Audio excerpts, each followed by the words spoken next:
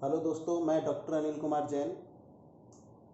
आज एक नए टॉपिक के साथ। आज का हमारा टॉपिक है स्वामी विवेकानंद जी का शिक्षा दर्शन।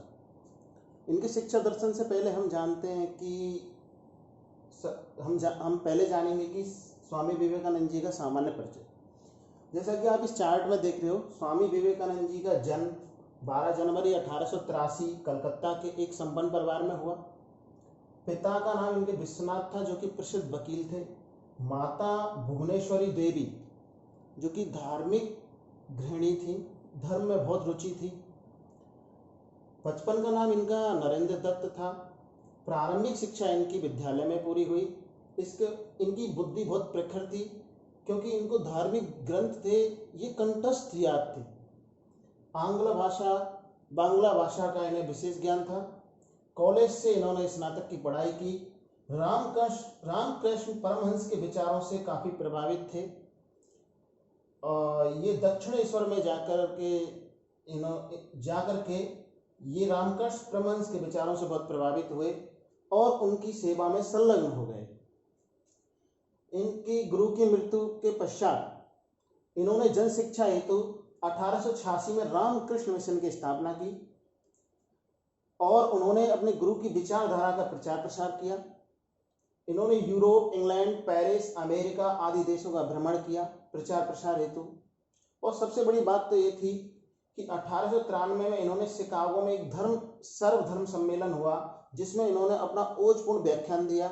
और इनका ओजपूर्ण व्याख्यान 2 मिनट का था। और इस 2 मिनट में केवल इन्होंने इतना अच्छा व्याख्यान दिया, जिसमें इन्होंने शुरुआत की, मेरे अमेरिकी भाइयों एवं बहनों।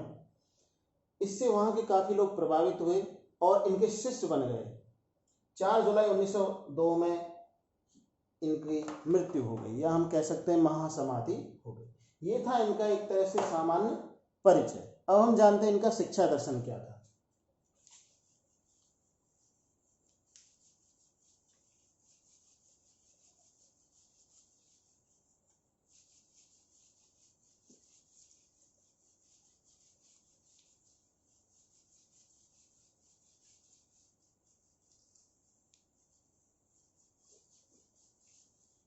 विवेकानंद जी का शिक्षा दर्शन।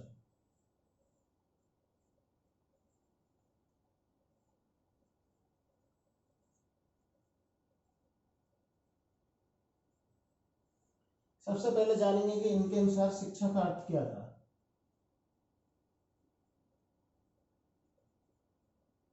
शिक्षा का अर्थ, आपने इनकी डेफिनेशन है, काफी फेमस है, वो कई बार एग्जाम्स में आती है, वो आपने सुनी होगी कि इन्होंने अपनी एक डेफिनेशन दी थी कि शिक्षा व्यक्ति की अंतर्निहित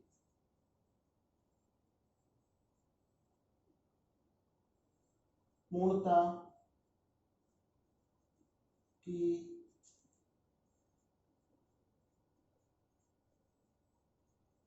अभिव्यक्ति है।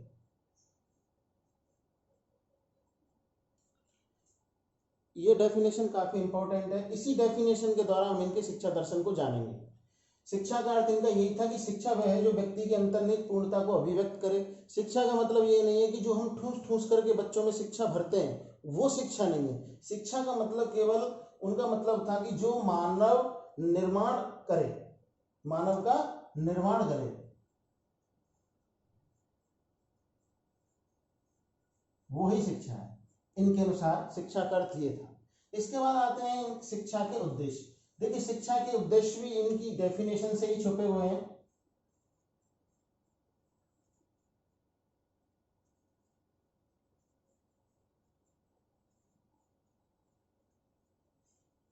इन्होंने अपनी डेफिनेशन में एक वर्ड बोला, पूर्णता। पूर्णता का मतलब होता है ऑल राउंड डेवलपमेंट या फिर संपूर्ण विकास। तो व्यक्ति का संपूर्ण विकास क्या हो, इसलिए इनकी शिक्षा के उद्देश्य क्या थे। शिक्षा का उद्देश्य एक तो इनका था सबसे पहले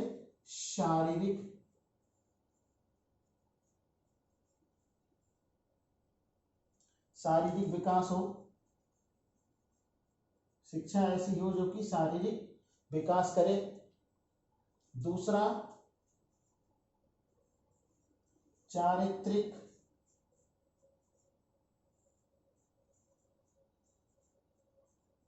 शिक्षा वो हो जो बच्चे के चरित्र का विकास करे।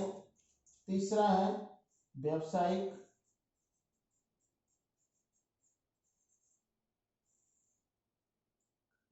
विकास। शिक्षा ऐसी हो जो बच्चे को आत्मनिर्भर बनाए, उसे किसी भी व्यवसाय में संलग्न या फिर एक तरह से व्यवसाय दिलाए या उन्हें आत्मनिर्भर बनाए, ऐसी शिक्षा होनी चाहिए। चौथा इनका उद्देश्य था वसुधैव कुटुंबकम की भावना।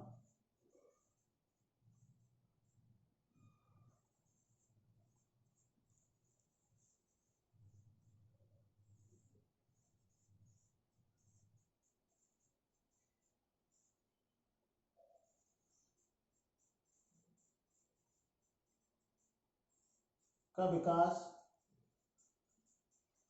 नैतिक विकास, ये इनकी शिक्षा के उद्देश्य थे। और ये शिक्षा के उद्देश्य इस पूर्णता शब्द में ही छुपे हुए हैं कि मनुष्य का ऑलराउंड डेवलपमेंट कब होगा, जब उसका शारीरिक विकास हो, चारित्रिक विकास हो, व्यावसायिक विकास हो, वसुधैव कुटुंबकम की भावना का विकास हो, नैतिक विकास हो। तो इन्होंने शारीरिक विकास के लिए बताया कि आज के समय में हष्ट पुष्ट मनुष्यों का होना बहुत जरूरी है, इसलिए उन्होंने शारीरिक विकास में बल दिया। चारित्रिक विकास पर इसलिए बल दिया कि इससे क्या होता है कि मनुष्य के संस्कार है वो परिष्कृत होते हैं। व्यावसायिक विकास का मतलब है कि ऐसी शिक्षा हो कि जो आत्मनिर्भर बनाए। वसुधैव कुटुंबकम की भावना का मतलब है कि सभी लोगों से प्रेम। नैतिक विकास आप समझ ही गए कि आजकल नैतिक मोरल डेवलपमेंट भी होना बहुत जरूरी है। ये थे इनके शिक्षा के उद्देश्य। आगे आते हैं।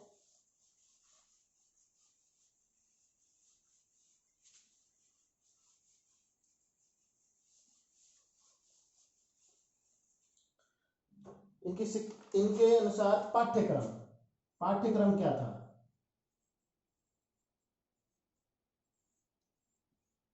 पाठ्यक्रम भी इनकी शिक्षा के उद्देश्यों के अनुसार था। पाठ्यक्रम में इन्होंने खेलकूद,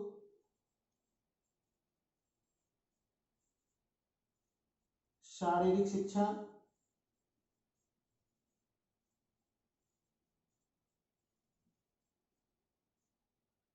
खेलकूद, शारीरिक शिक्षा, महापुरुषों की जीवनियां,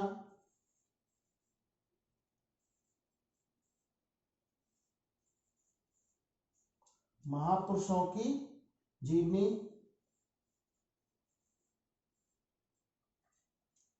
व्यावसायिक शिक्षा,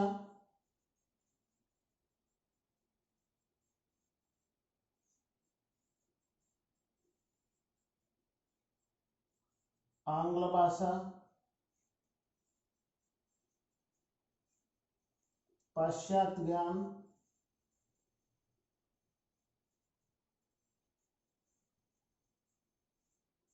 आंग्ल भाषा, पाश्चात्य ज्ञान, मातृभाषा,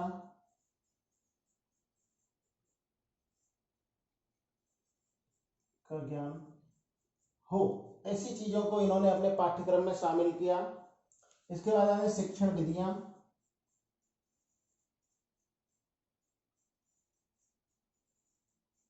इनके अनुसार शिक्षण विधियों में तर्क विधि, वाद विवाद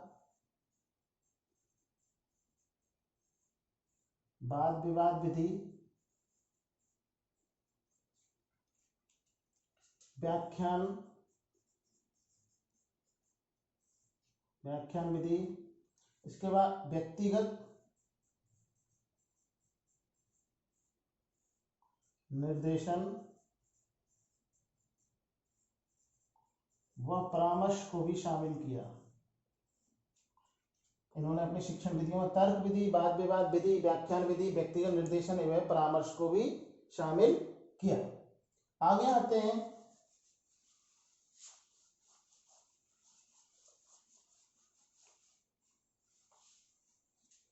इनके अनुसार शिक्षक छात्र संबंध।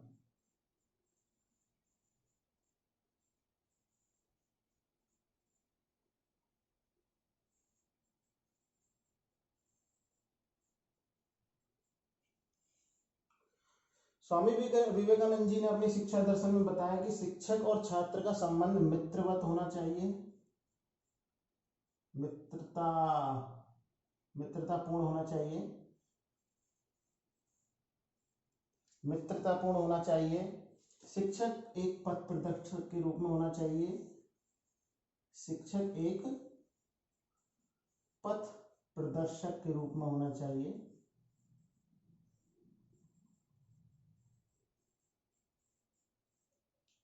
में होना चाहिए, वह दार्शनिक होना चाहिए।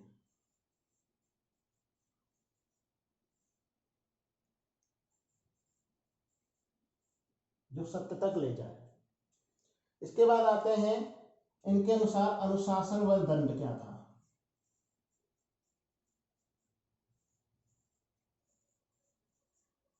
स्वामी विवेकानंद जी कठोर दंड का विरोध करते थे, स्व अनुशासन,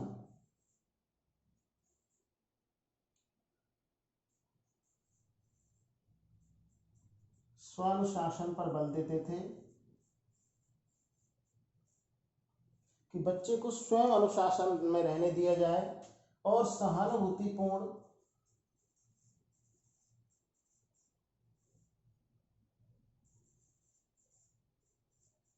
व्यवहार किया जाए, बच्चों के साथ सहानुभूतिपूर्ण व्यवहार किया जाए, बच्चों का स्वाभाविक विकास होने दिया जाए।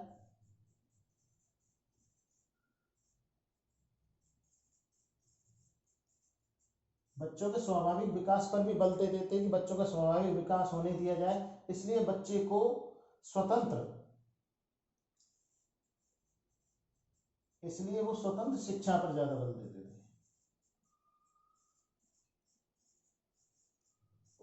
पर बल देते थे, कठोर दंड या कठोर अनुशासन का विरोध करते थे और स्व अनुशासन पर ज्यादा बल देते थे। लास्ट पॉइंट है, विवेकानंद जी के अनुसार स्त्री शिक्षा।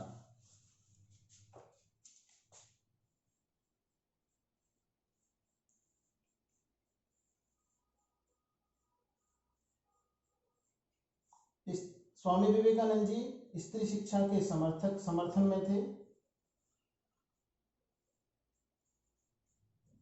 वो चाहते थे कि स्त्री शिक्षा अगर नहीं होगी तो ये देश व समाज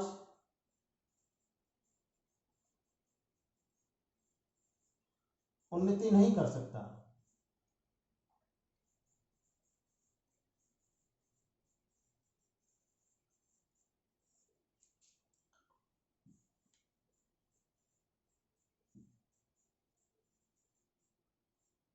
अगर स्त्री शिक्षा नहीं होगी तो ये देश व समाज उन्नति नहीं करेगा, इसलिए इन्होंने स्त्री शिक्षा का समर्थन किया कि स्त्री शिक्षा होनी चाहिए और समान शिक्षा पर बल दिया, समान रूप से शिक्षा।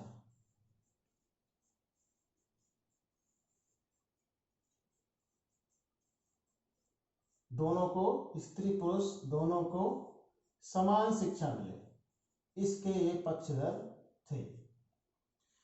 ये हुआ स्वामी विवेकानंद जी का शैक्षिक दर्शन। आगे मिलते हैं एक नए टॉपिक के साथ, तब तक नमस्कार।